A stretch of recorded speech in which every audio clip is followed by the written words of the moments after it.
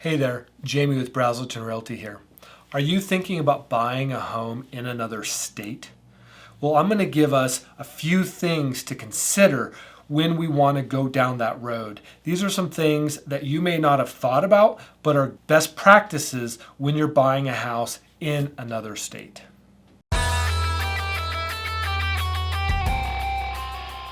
Hello and welcome. If you're new to this channel, we talk about all things Northern Colorado real estate related. So if you're interested in this topic or you're thinking of moving here or you live here, hit that subscribe button and the bell notification to be notified next time I upload a video. And if this is a video that at the end of the video you say, man, this was really helpful, I found some value in it, hit that like button. It would really be awesome. All right, so you're thinking of buying a property out of state. Here are some things that I think you need to think about. First, you need to visit that area.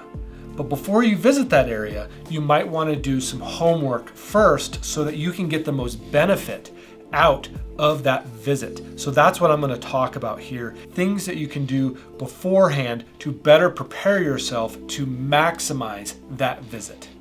The first thing that you can do, and maybe the most important thing that you can do, is do your research finding a good realtor. Make sure they are a realtor, look them up on the National Association of Realtors website, and then do some homework. If you know people that are local to the area, ask them for recommendations. And don't accept, well, they were okay, or they got the job done. Don't stop looking until somebody says, they were awesome. I love them. I highly recommend them. Unless you hear those words, keep looking. You can also go to websites like Zillow and look them up there. And Zillow will tell you how many recommendations they've had. And Zillow will put in some different comments and ratings there. Hold those loosely, because if they haven't done a lot of work with Zillow, they may be an awesome agent, but they may just not be recognized by Zillow as that. But it should tell them some range of how many houses that individual has sold within the last 12 months. Again, Zillow doesn't know about the buyer side, so if they're not working with Zillow, they may not have a lot of information there. But that's one thing you can do. Probably the most valuable thing you can do is, if you know a good real estate agent in your local area, ask them to refer you to a good agent in this new area. Now, they're going to get a referral fee, so it incentivizes them to find an awesome agent for you to work for or work with. And so they've got a lot of databases. They've got social media groups that they're involved with. They have ways of finding good agents and even spending some time vetting those agents out for you, so that when they give you a recommendation, you know that this person is solid and is going to be a good agent to work with. Now, do some due diligence when it comes to the neighborhoods. Look for the amenities that you're really looking for, and then look for neighborhoods that are close to those amenities. If you're getting a new job in the area, look for neighborhoods that are close to that job. Look for neighborhoods that suit your lifestyle the best as you can. That way, when you go there, you're better prepared to focus on a handful of neighborhoods instead of 10 to 20 neighborhoods. Because once you get to that many neighborhoods, it's going to be hard to narrow things down, and you're going to become frustrated and exhausted on your trip. Now, also ask your realtor for a local lender. Start building that relationship as well, where you can already send that lender some financial documents.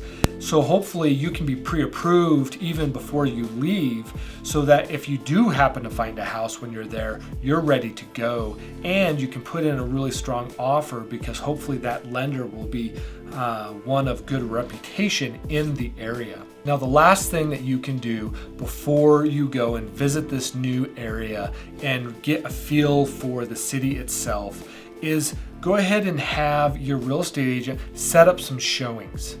And then set up a time for you to meet with your lender if possible. Now, that's not critical, but it's so beneficial when you have met somebody and you've taken the time to shake their hand and look them in the eye. It's going to make that process go smoother, and you're going to have a better relationship when it's all done. But once you have some houses set up, you may not find the perfect property on your trip to this local city. However, going through property with your real estate agent is going to help you build your relationship with that real estate agent. And it's going to help that real estate agent figure out, what does this person's dream home really look like? There are some things that we just can't figure out until we have shown people property. And we go through that property and all of a sudden they say, oh, I don't like granite, or I'd rather this, or I'd rather that, or I don't like the ceilings, or I don't like this shade of hardwood on the floors. There's certain things that buyers will tell us that we'll just stick back in our back pockets and hold those, because we start to form a picture of the perfect property for those buyers. So spend time with your agent looking at property.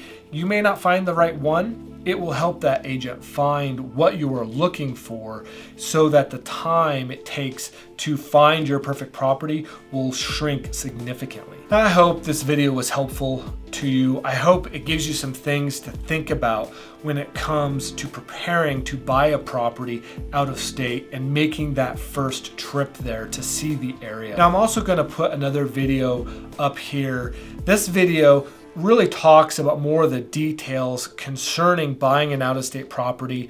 Feel free to click on that and watch it. It's filled with some awesome information that will benefit anybody looking to buy a house out of state.